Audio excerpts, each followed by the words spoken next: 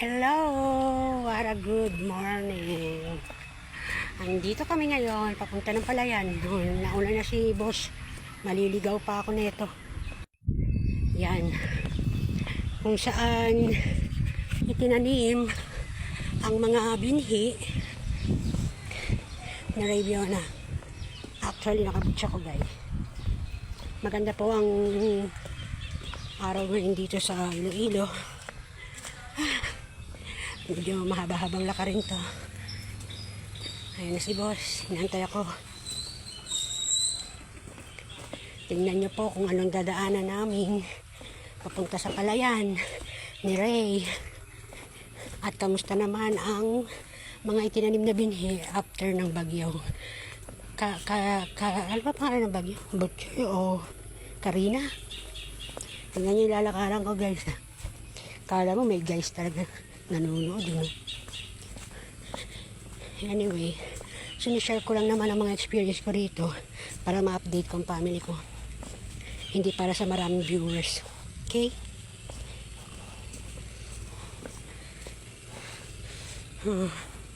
Kasi marami naman akong viewers. Konti naman ang nagre-react. Hindi ko alam kung mga tunay kong kaibigan ng mga nanonood. Bakit walang reaction eh? Joke. At least nanood kayo. Okay na yun. Grabe guys. Hello netizens. Iniwan ako. Kala niya kabisado ko yung mga matatarik dito.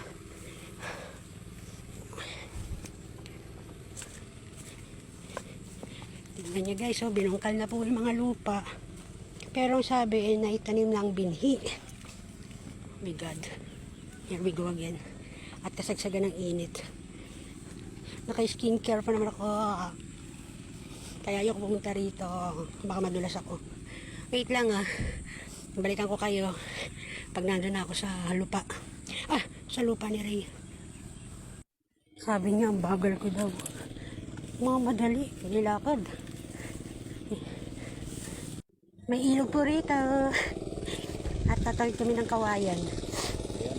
Yan na. Oo, ganun daw. Madulas yan. Idiretso mo ng ayos na hindi madulas ha. Siguraduhin mo na huwag tumulas. Hindi ako makuli. Hindi sa oras. Huwag ka na umapak doon sinasabi ko dahil pag kumano, diretso ka dito. Sila Kuya Noel ba yan? Hindi. Ganun daw pagtawid ng kawayan guys. May inumin sila dito, sana all. Nag-aararo na sila. Oh, another, ano na naman. Dali ah. Apak dito. Bulas. Ang init ng oras. Pero maaga pa po. 7:35. Kailangan lumubog dyan. Kailangan umapak dyan. Ba yan? Ayan, nag-aararo. Dito po ang pagtatanim ng palay.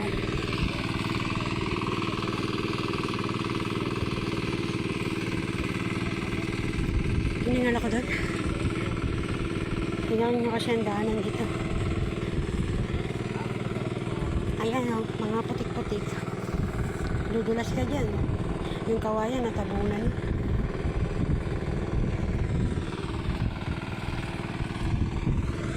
Si Raviona ay nag-chismisan pa po. So, kailangan natin magantay. Araw-araw busy ang kabukiran. May mga kalabaw. Pero hindi pwede sumakay. Dahil naghahanap buhay sila.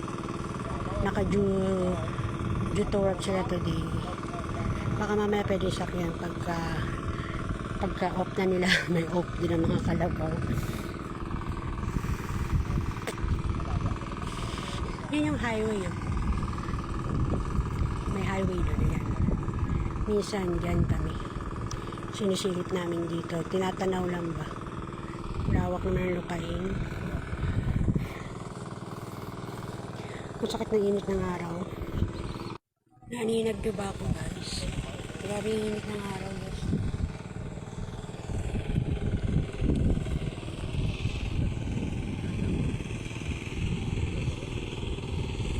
Doon kami galing. Nalilayo na nalakad namin. Ayan. May highway sa kabila. Inikot ko lang kayo. At may highway din banded. Malayo na siya.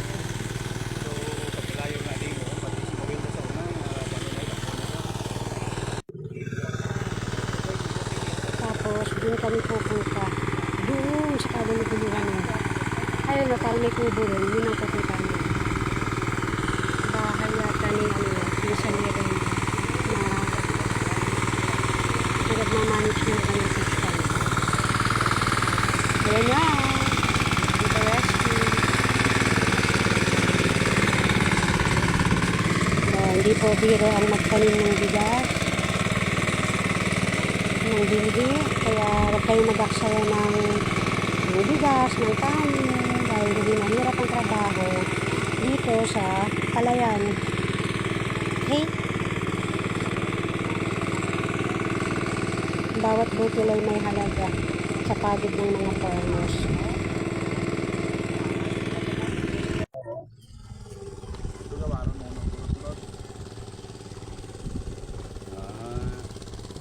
Ganon dumaan doon. Yung kalabaw, inantay kong lumapit sa akin. Ay, hindi pa lumalapit eh. Kaya na, doon na. Okay. Tingnan natin doon. Sige, bye-bye.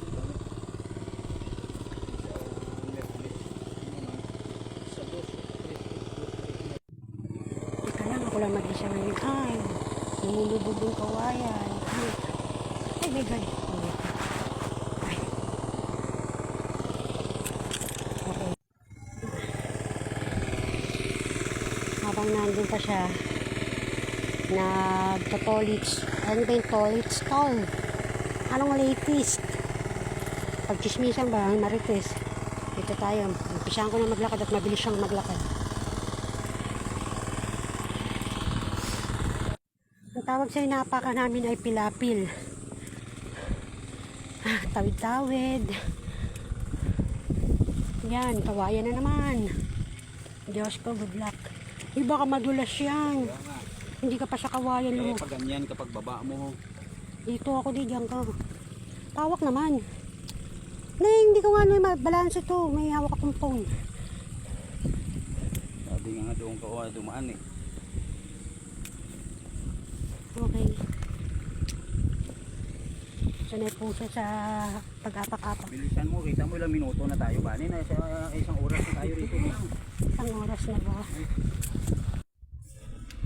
Here we go again. Diretso lang. Tatawirin natin itong kawayan. Kaya ko na yan. Pag-apak mo sa gitna, diretso doon. Huwag ka na umapak ulit sa kawayan. Hindi abot. Maiksi lang ang binti ko, daddy. Akala niya mahaba. 1, 2, 3. Yan. Yung ano mo lang. Akala mo naman kasi mahaba ang binti ko. Ay, dito pala. Akala ko doon.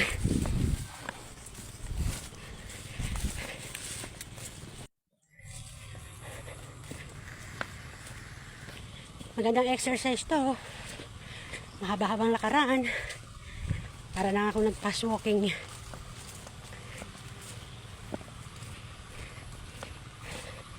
Uy, may pupo. Yeah. Pupo ng kalabaw. At andito na nga kami. Hindi naman pala kahabaan. Kasi nakarating na kami. Dati parang, uy, may pupo ulit. Ay, neta. Kawayan. Sila na ba yan? Magawa po sila ng kubo.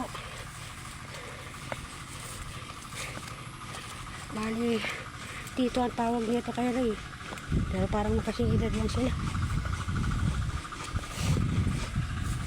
Welcome to my vlog! Say hi!